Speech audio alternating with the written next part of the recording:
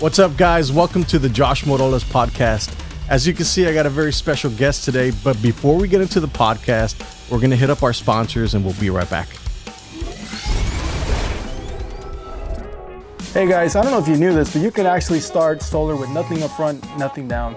My name's Johnny Garza. I'm with the McAllen Valley Roofing and Solar LLC. I'm the acting solar specialist here, and I'm here to make you aware of the incentives that we have.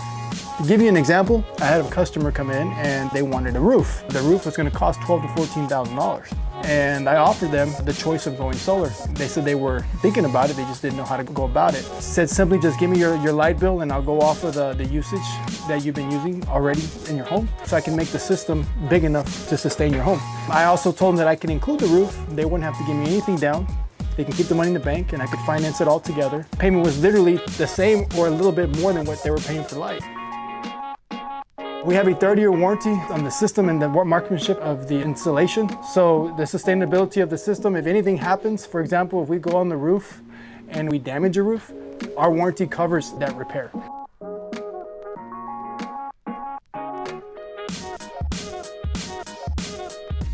So just call the number down below and Dana will answer and take care of you just like family.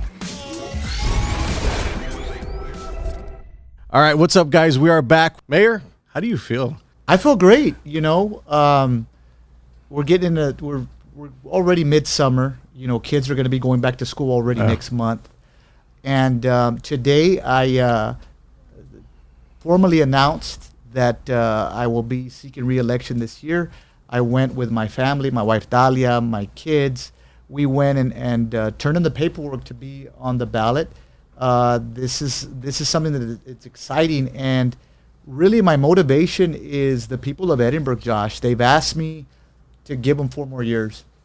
So this will be the last time that I run. So any of you all looking to run for mayor next go around in 4 years, hey, we're looking for new leadership to take over the city. But right now things are progressing. They're right on schedule. They're right on track. And, Edinburg is the fastest growing city in the Rio Grande Valley, not because I'm the mayor, but because of the growth that we've experienced. The staff does an excellent job in coming up with innovative ideas. They're very, very progressive. And it's all about letting them work. And I think at the end of the day, we're making some noise in the RGV. I kind of shared this with you, earlier. The city of Edinburg is, 1 out of 5 people that move from outside of the valley choose Edinburg. That's a ton of people. Yes. So 20%, and that's the entire Rio Grande Valley. That's just not just Hidalgo County. So look at it like this.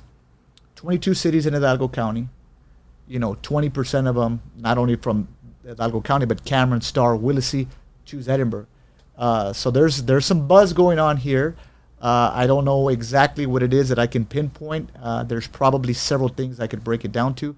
But at the end of the day, I'm just blessed to serve the people as the mayor of Edinburg. That's awesome, because there's been massive growth here in Edinburg, and I've noticed it because just through social media.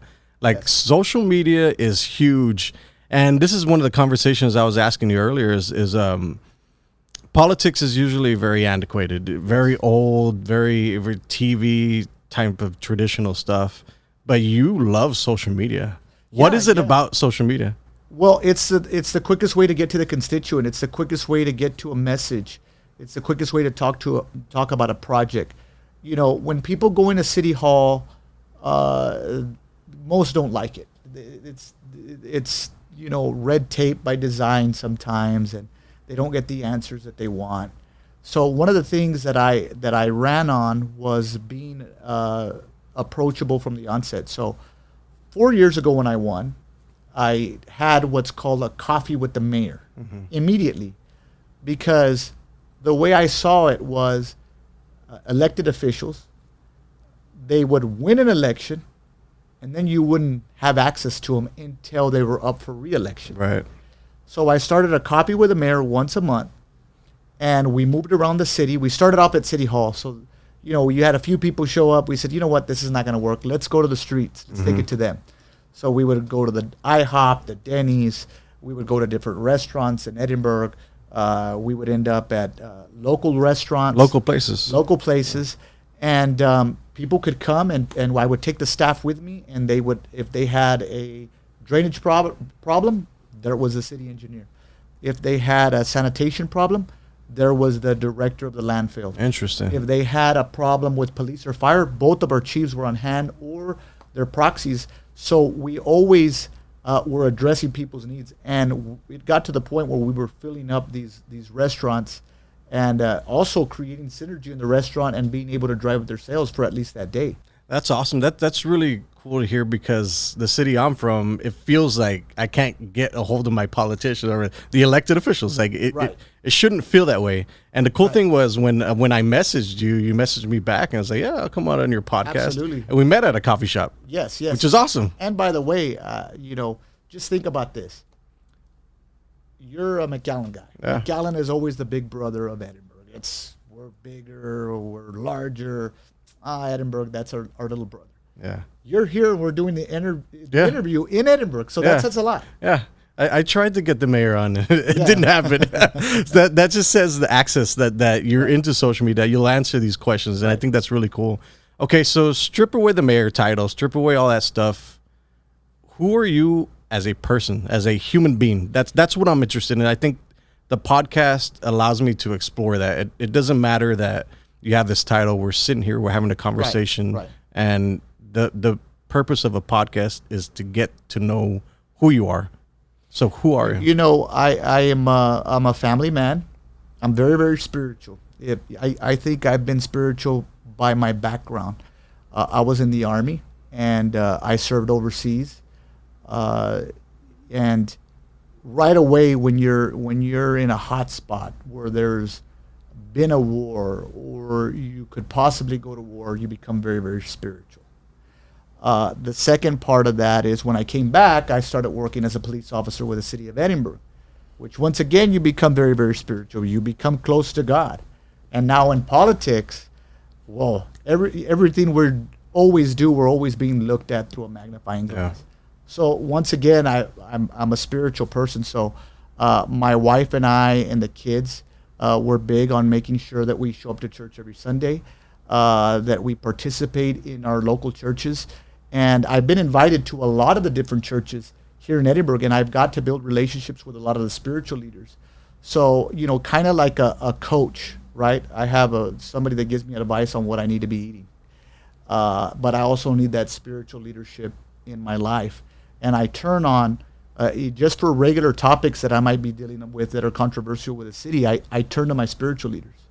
I turn to the pastors, I turn to the priests, and I ask them what their take is on something, because I value what they do. Yeah. And to me, I don't think we do enough of that. I think that when you're able to do that, it makes you a better person. So I would say that spiritual, family guy. I was at my kid's basketball game yesterday on a Sunday, watching the game. My wife and I will split duties. She'll take the girls and I'll take my boy.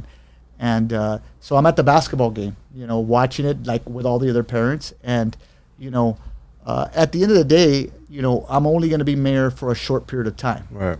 And I'm not going to be a career politician in the sense that I put term limits. I spoke about this, where we went to the voters and I asked them to decide as soon as I got elected that, I wanted term limits, 2 4-year terms. So I can't be mayor more than 8 years or a council member more than 8 years. It's the thing is, we don't want the leadership to grow stale. We want to be able to pass a torch on to the younger generation, or not necessarily younger generation, but people that are more progressive or that have better ideas. And with me, I'll serve one more term as mayor. And then I said this earlier, right about year 2, we'll be looking for new leadership. Yeah. And I think that's very important for us to understand. We don't own the position or own the title, Right. which is great that you said, hey, let's throw the mayor out. Who is Richard Molina? So, and I think for me, doing that is going to change the course of the history of the city, because some of the other municipalities locally don't have term limits, or they have longer term limits, which might be 12 or 16 years. And to me, if you could, just like the president, and that's what I kind of piggybacked off of. If the president of the United States can serve 2 4-year terms, why can't a local mayor from a local municipality do the same? So that's why I'm big on that. And like I said, this will be the last time, and I know that Maybe if we continue the progress, people will be upset that I have to go. But at the end, I'll still be a part of the community. I'll still be here in Edinburg. I'm not going anywhere. And I'll still be a wealth of knowledge for the new leadership to come in and ask questions. Absolutely. And what's interesting is I was, and we were talking off camera, I was trying to look for somebody that would say something bad about you. I asked a lot of people. Couldn't find anybody. Yeah. Like everybody I talked to, they're like, he's a cool guy. He's a regular dude. He likes to get stuff done. And shout out to my buddy Marcus. He was telling me one time that you were in his restaurant, and he was trying to call the city and trying to pick up his trash, and nothing ever happened. And he shot you a message, and he's like, "Hey, I'm having this problem here to the city." Like, happened right away. I think having access to people in your position is something that is not very often, I guess, available to regular people, which is what I love about it. And yeah, same thing with Magda over here too. Like, she was telling us, like, you're just a regular person. There's been so much growth here in Edinburg, and I think that's one of the things that has really made you stand out as a mayor. Like, you keep seeing growth here, and I don't know anywhere else, but like, I keep hearing about it on social media. That's why I love social media. I think it's such a great tool. Let me ask you this. Back when you were a police officer, kind of frame that up for me. How long were you a police officer? I was a policeman for 11 years, and I wasn't too much into really what was happening on the political scene or with the elected bodies from city government, county government, state government. I got my first taste of city politics when I was a police officer. I was assigned to work at the city council meetings, work security as a police officer. So I was the officer standing in the back of the room working security. And that's where I got the opportunity to see government in action, where I saw the mayor and the council making decisions that affected the taxpayer. You know, and to me, there was another officer with me, I'll never forget, and I turned around and told him, I said, you know what, one of these days I'm going to run for mayor. And he turned around and looked at me and said, whatever, Molina, you know, you be the mayor, you up there, yeah, right. And it's funny because I remember that day, but to me, that was my motivation. Eventually, it would be on my bucket list, and I would run. I never thought that I'd be sitting here and actually be the mayor. Yeah. But it was a goal that I did eventually want to serve. And at the end of the day, you know, I've been blessed that the people have asked me to serve as a council member before, and then later on as the mayor, and now I'm running one more time. And after that, we'll wrap it up, and we'll give the keys to City Hall to the next leadership coming in. And when I say this, believe me, people get excited.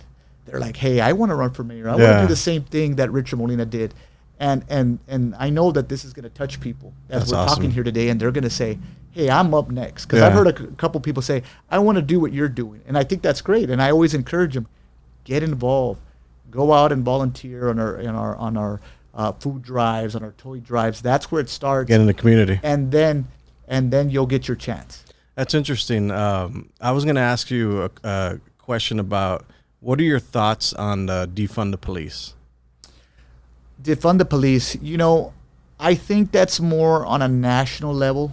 I think that we're separated, and honestly, because I'm so accessible to people. And I haven't had a citizen come up to me and say, hey, you know what, Mayor, you got to look at defunding the police. I don't think that exists here. I see the Valley as a very, very pro-law enforcement. They love our Border Patrol. Yeah. They love our customs agents. Our veterans, everything. They love our veterans. There's just something that really hits home here in the Valley that we haven't gotten involved in the rhetoric that's taking place in the national level. And I always go off of people's complaints. And I'd be the first one to tell you, you know what, Josh? I've gotten a lot of complaints about that. But never has anybody brought that up about defunding the police. The City of Edinburg Police Department is the highest paid police department in the entire Rio Grande Valley. And we did that so that we have a better officer retention, because the experienced officers sometimes can do a better job. And we don't want them going to take the federal jobs at customs, because they have a great recruiting system on the state and the federal level. So we try to pay them as well as we can so that they'll stay. To keep them here. Yes. That's interesting. We're going to take a quick little break. We'll be right back.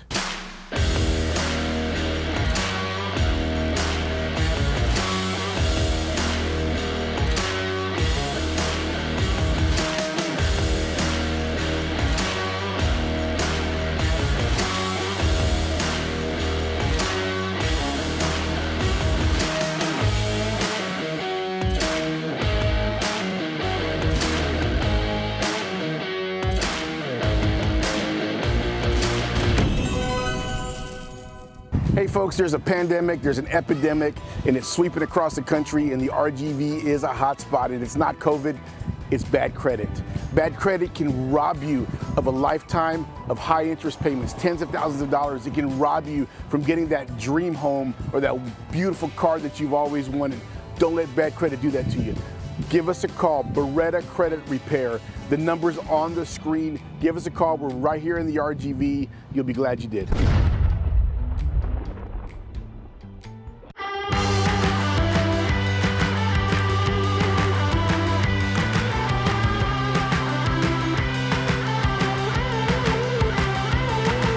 It's a wonderful experience. It's a great collaborative environment for all of us, and it's all around a great festival. Incredible. I really had a blast. The films were great. The filmmakers were well celebrated. But more than anything, the city of Edinburgh really came out and threw down for this festival. We had an amazing array of filmmakers that came, actors. It was an extraordinary year.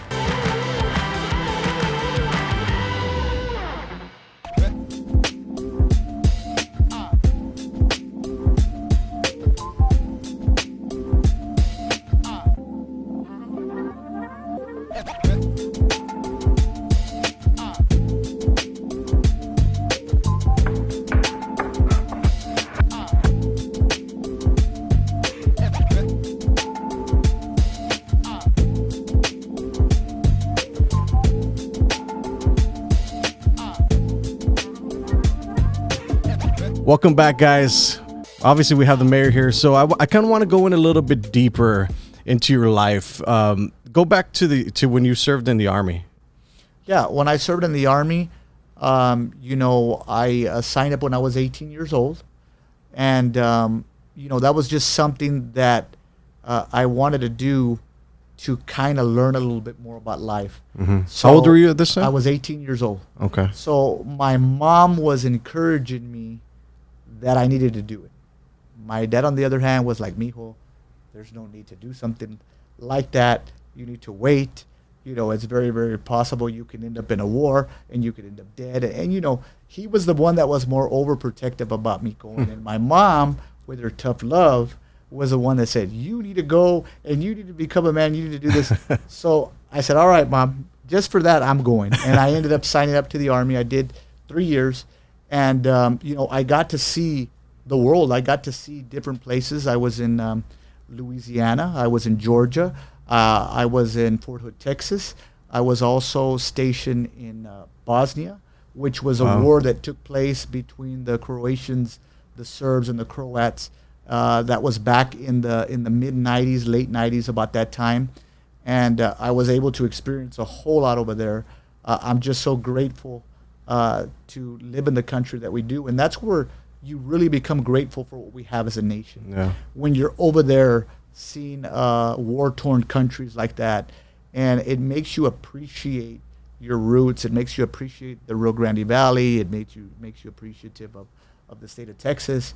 And, at the end of the day, it just makes you a better person. And once again, it makes you a lot more spiritual. You get really close to God. No, you're right, because I love to travel, and I think that's one of the things that I love. That's where I got podcasting from, is I went upstate, I saw all this stuff, and I got into the digital world, but I do humanitarian work, and I went to a top 10 most polluted places on the planet, and it gives you perspective of how life is lived outside of the United States. Oh, yes. And it's kind of crazy, but it does open your eyes to a spirituality that there's something bigger than what we're doing here. Yes, I agree. I'm assuming that's how you feel as well. Absolutely, yes. And the great thing I love about traveling too is the different types of people.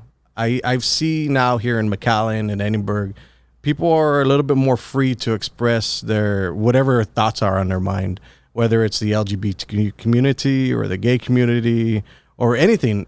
You all embrace that as a city. Yes, we do. I mean, there's so many moving parts now. And there's so many different groups. We have a Filipino Independence Day. We have a Juneteenth. We have a Frida Fest. There's so many cultures and so many groups. And in Edinburgh, we always open the door for all of them. You can't say no to one group. Right. Yeah, those days are over. And I guess we kind of had this discussion of people that come and they visit. the Valley, what is it that I hear about the Valley? They say that people are really friendly, they're family oriented, and they're very, very welcoming. And if it's any of those groups, it all applies. Yeah. They're all the same, all those groups. And we do this at City Hall year after year where we welcome different groups. And at the end of the day, to me, it's about loving your neighbor. And I think that, we don't do that enough. There's a lot of jealousy. There's a lot of envy. And I think we need to get away from that, because there was a pastor, he delivered a message yesterday, and it was so powerful. He said, there's people that call themselves Christians, but yet they're always mad. They always have a sour look on their face. They're always complaining about something. Yeah. He says, how can you have a relationship and call yourself a Christian if you're always upset or you're always pointing the finger at other people? And that's something that I take. It really hits home because, I'm talking to myself here because it's like, okay, don't complain, don't talk about other people, and just love everybody. And I think that's the way things should be. I do that no matter what. I get a call from a multi-million-dollar investor that wants to see some properties in Edinburg, or I get a call from somebody whose trash doesn't get picked up. Those calls to me are just as important to that person on the other end of the phone, and that's why we give them the same response. That's awesome. We act on it immediately. Let me ask you this. What's been your hardest struggle as mayor of Edinburg? The hardest struggle is probably the growth of the city. There's so many things coming at us every day that we need to deal with, whether it be infrastructure, whether it be lighting, whether it be paving streets, drainage. And it's kind of like we tend to one end of the city, and it's like, okay, what about our neighborhood? So we're like, okay, we're working on this. Now we're going to go into your neighborhood and fix.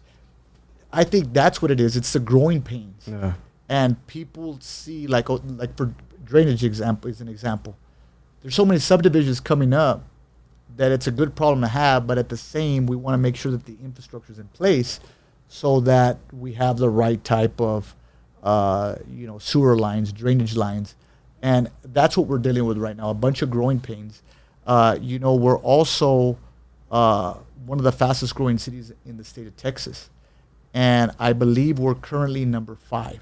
That's not in the Valley. Wow. That's in the entire state of Texas. Wow. The 1 through 4, none of those cities are from the RGV. So we're the only one on that list. And it just lets you know there's subdivisions, there's businesses, there's commercial going on. I think that's been the biggest challenge and I think that's why I work so hard at a fast pace, because that's the way you need to be in order to keep this healthy growth. And good luck to whoever comes in after me, because when I give them the keys to City Hall, they better be ready to work, because I believe we've already set the standard. That they got to step up their game. And I said this earlier. It's very competitive. I always use the Friday football mentality. We need to work together, but at the end, we still want what's best for our community. Right. Absolutely. By the way, guys, we are in the OG Marketing Podcast Studio. It's beautiful. If y'all want to do your own podcast or done for you podcast, or take the actual SD cards, take them home and edit it yourself, you could do that right here. We'll link it in the show description.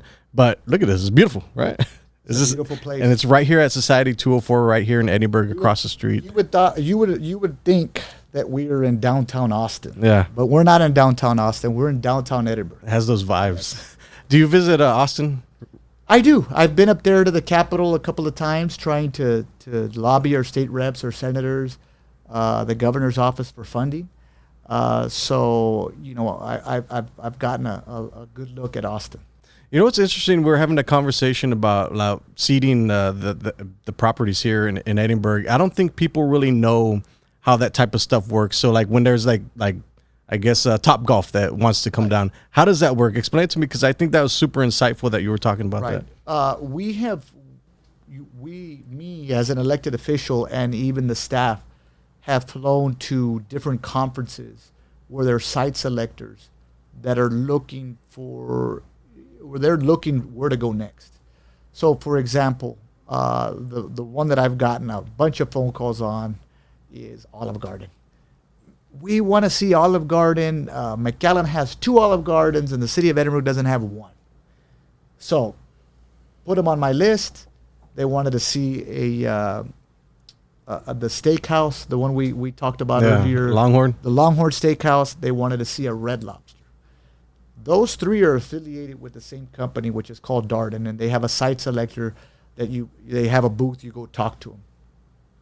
So we talked to them. They said, let's do some research. A lot of them don't. You have to educate them as to where Edinburg is, where the Rio Grande Valley is, because a lot of them don't know. They're used to doing business up north or in the big cities. Markets. Yeah. So you have to kind of do a breakdown. So you do your sales pitch. Of course, you get all your data. You share it with them. And at the end of the day, if you're stressing too hard on trying to tell them where you're at, it's more than likely the deal's not going to get done. Yeah. So after all the research, they'll be like, we have 2 in McAllen. They see it as a region. They see Edinburg and McAllen and Mission and Far all as one. So they're like, well, you already have 2, so you don't need one. So at the end of the day, that's how it's worked. Speaking of Topgolf and Dave & Buster's, since I've been around on the council, we were at the bargaining table with both of those. So they come kind of talk to us, then they talk to Far, then they talk to McAllen. Shopping around. Yes, and the reason for not choosing Edinburgh on specifically Dave & Buster's and Topgolf is they said Edinburgh doesn't have the Mexican consumer. So they did data to show rooftops in Reynosa and that Frontera area. And they took that population into account. And they said those are people that spend money. And if you've ever been at La Plaza Mall, look at the license plates. Yeah. You have a lot of Those people from Mexico spending money in the RGV, specifically McAllen, because they have a bridge. And so right off the bat, we lost both of those because we didn't have the Mexican consumer and the population as close to Reynosa as they did. Interesting. But we were at the table because people have asked me, why didn't Edinburgh get those? We were at the table on so many of those deals. People wouldn't imagine, but too bad we can't do a podcast with them to let them know what it is that's happening. Yeah. Take me back to the pandemic. Obviously, last year was one of the, I believe I heard nationally, 100,000 businesses closed down, local businesses throughout the United States. What did that look like from your perspective of the people that were going through that? They were terrified. People were scared. We were uncertain as to what was happening next. When I remember walking into Lowe's and seeing somebody with a mask on. And I said, wow, people are pretty paranoid with this thing. This was early. Yeah. And 2 weeks later, I'm signing an order that facial covers are mandatory when you walk into a business or you're at a different place in the city. It's just quickly how it started to really deteriorate quickly. And what I mean is the amount of the death toll. Yeah. We led the nation in people that were testing positive and the death rate. A lot of that really hit home here in the Rio Grande Valley. I became a lot closer with Mayor Darling, Mayor Ambrosio from Far, and Mayor Ocañas from Mission. We were constantly on the phone, trading ideas and what we could do to try to stop the spread of COVID. And our staff did an amazing job of coming together with some very, very progressive ideas. We did what was called a work-safe plan, which made every business in the city register with us to make sure that they were going to follow the rules with the washing of hands, the facial covers, the social distancing. All the guidelines. All the guidelines to make sure that there was the capacity obviously switched of occupancy in these places. And we became closer with the business community as well because of it. And there was a small shutdown that took place, but I don't think we're out of the woods yet. Yeah. And I'm not trying to alarm people, but we just have to continue to be cautious. Yeah. I think that's one of the main things is you'll see the people that really don't care and then the other ones that are obviously arming up with facial masks and hand sanitizer. I think that's still very important. It's still a very real thing to take into account that this is still going on. So just be careful. That's all I can say. Absolutely. And people have been affected in different ways. There's people that have lost loved ones, so it's a very, very touchy subject to them. Yeah. And there's people, like you said, that don't care, and that's something that we have to be aware of before we blurt out an answer or before we put something nasty on Facebook about this or that or conspiracy or whatever. It hit our loved ones here. Yeah. So to me, we just have to be very, very careful what we say about it, because we never know what's coming next. Who would have thought we would have a global pandemic 2 years ago? Yep. Where we were shut down and there was no face-to-face interaction, and you were conducting city business through a Zoom meeting. Yeah. You would have never thought in 1,000 years that could possibly happen. But like I said, that's why there's people that have reached out to me that have, you have to have empathy. Yeah. And to me, we did do a monument at City Hall in recognition for those that have passed due to COVID-19. Wow. And the list is in the thousands in the RGV of people that have died of the pandemic. And, when you're telling people that this thing is a hoax or this, it's hard for you to say something like that when your dad had passed away or your mom passed away or your brother or your sister or a loved one. So to me, we just got to be careful. We have to be cautious about where we go from here. I hope we don't end up in another lockdown, but who knows? Yeah, who knows? Yeah, it was a very surreal time. It felt like we were living in a movie. It was very weird. And I'm just glad to see that we're slowly starting to come back out and things are starting to get back to normal. Certainly, it looked like the end of times. Yeah, it definitely did. So what were you doing during the whole pandemic? For me, I found myself and really my kids becoming familiar with Uber Eats. Okay. And getting food delivered to your front doorstep. I think that really had a boom in the economy. I mean, it created jobs, right?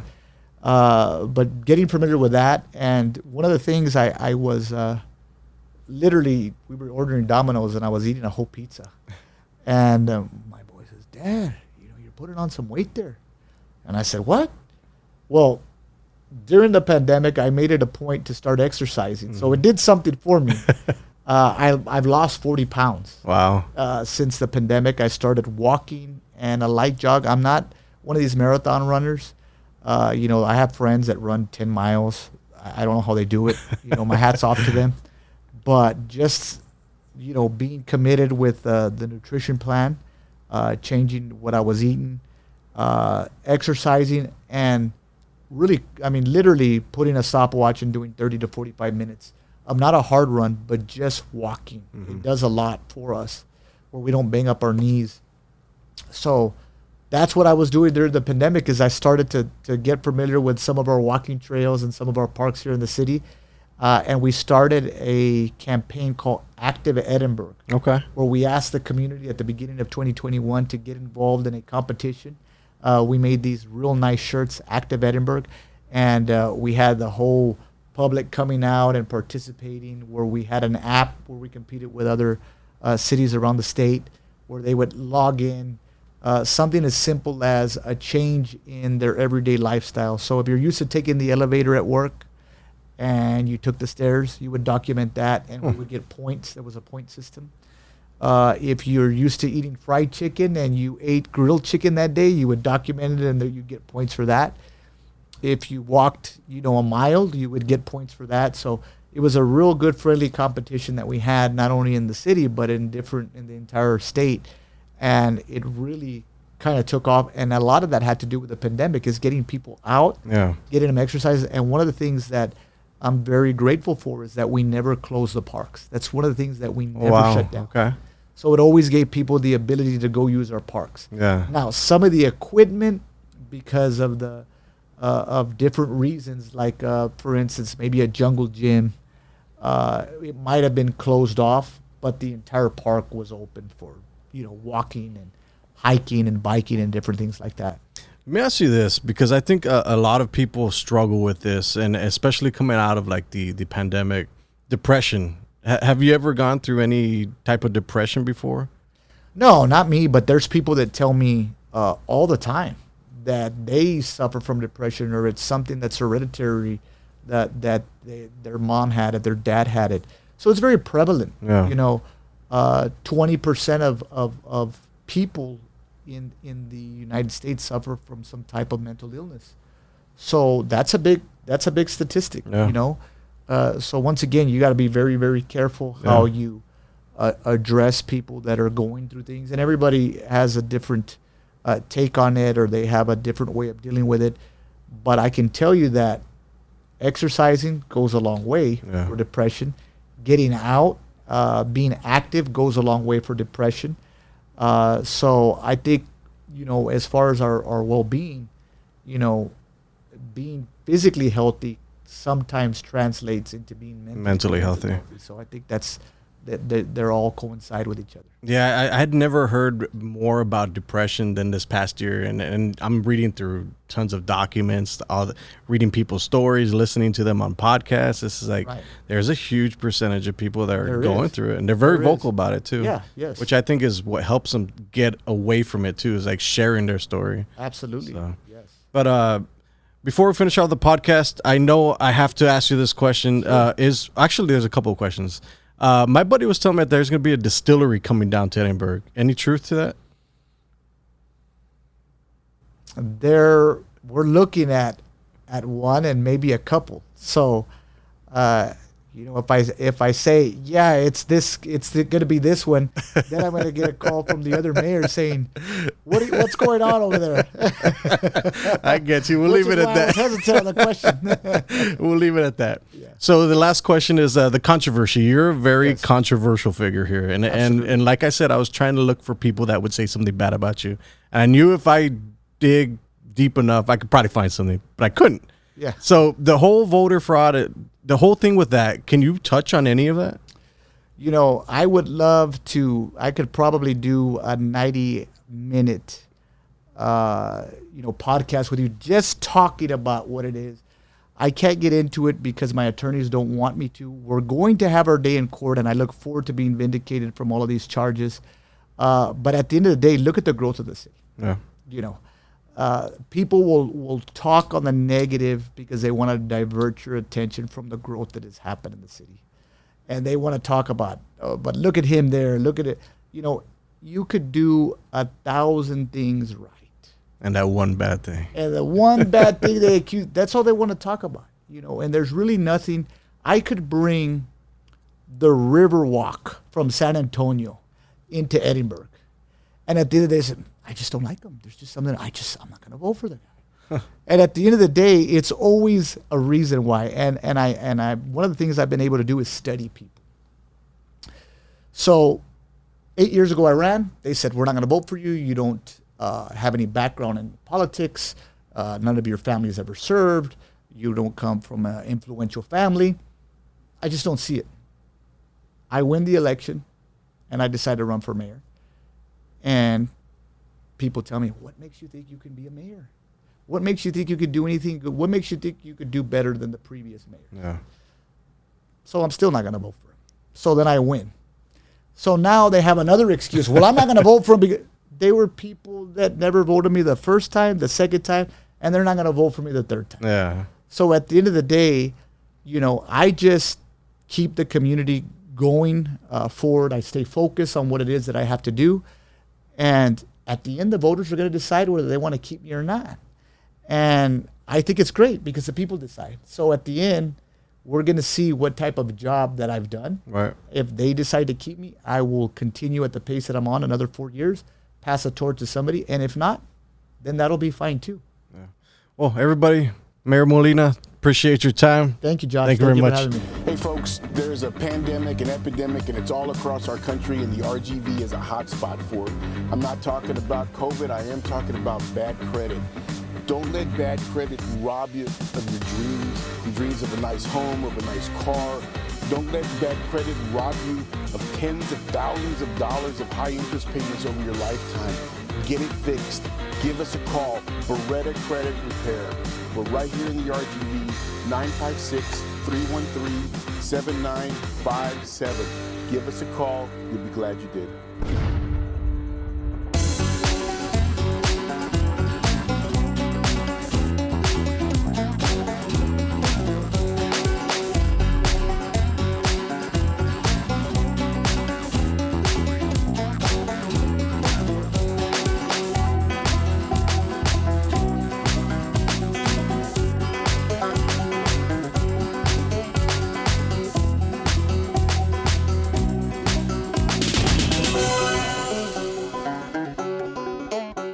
What's going on, guys? So I am here at Teddy's Barbecue, and they just came out in Texas Monthly, and they got a lot of praise from Daniel Vaughn, which is a barbecue snob. So let's cut to some B-roll.